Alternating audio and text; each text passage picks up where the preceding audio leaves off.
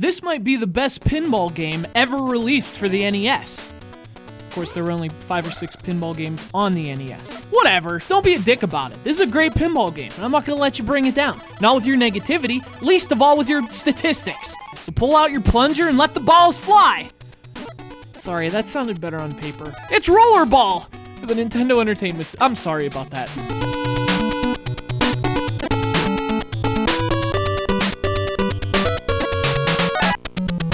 Now, I know there's not much competition. It's basically this, high speed, or Pinball. It's like asking what's your favorite kind of milk. There's regular, strawberry, and chocolate. Not much to choose from, not much of a question.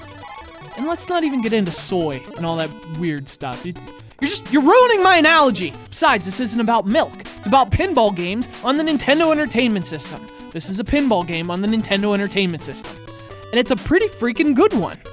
So this game was originally released in 1984 for the MSX, which is one of those pre-NES computer consoles. It was developed by a studio that did a lot of MSX games, a studio called HAL Laboratory. Of course, that's also a studio that would become better known for its games on the Game Boy and NES, which is where Rollerball ended up in 1988.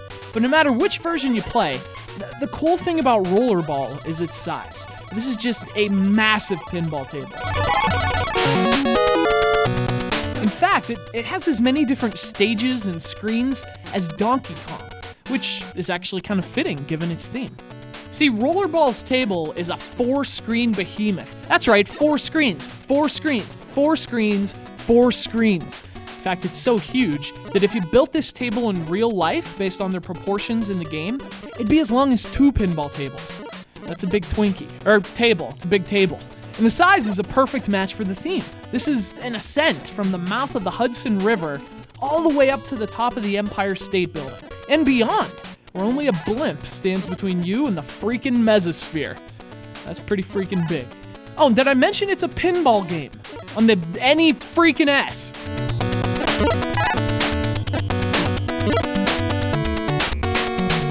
And that size is the defining element of Rollerball. I mean, the game does a lot of things well. It's definitely not a one-trick pony, but the size gives it a really cool sense of scope, and that immediately sets it apart. I mean, when you drop down a table or two, it feels like a long way down, and it's also a struggle just to get up to the top screen, let alone to stay there and get all the bonuses. So that sense of climbing upward and ascending, it really works with the concept and the background artwork. It's both a beautiful look as well as a pretty clever piece of design. Now, of course, the biggest table in the world still wouldn't be very exciting if it weren't also an exciting table. Fortunately, Rollerball is. There's a lot of stuff to keep you busy here, and on every level of the table, too. So it's balanced, and it plays well. It's got awesome 8-bit music, too. I mean, there's really not much to complain about here. I mean, I guess you can't tilt the table, that's one thing, and I guess it is just the one table. Then again, it was 1984. And besides, it's like standing on top of Mount Everest and saying, oh, so it's just the one mountain? Don't be that guy. Enjoy the mountain. There's a blimp at the top.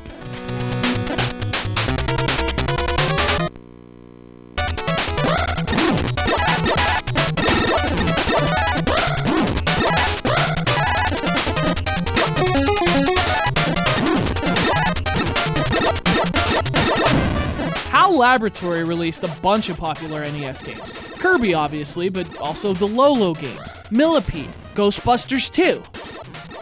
Actually, forget Ghostbusters 2. Point is, they put some good stuff on the NES, and this one fits right in. It really is a cool pinball game, and for its time, it's pretty impressive. And a huge 4-screen tall thank you to Gary from Ridgewood, New Jersey, for sending it to the show. It's Rollerball for the Nintendo Entertainment System. Look at Lady Liberty, all naked under that toga. She's French. You know that.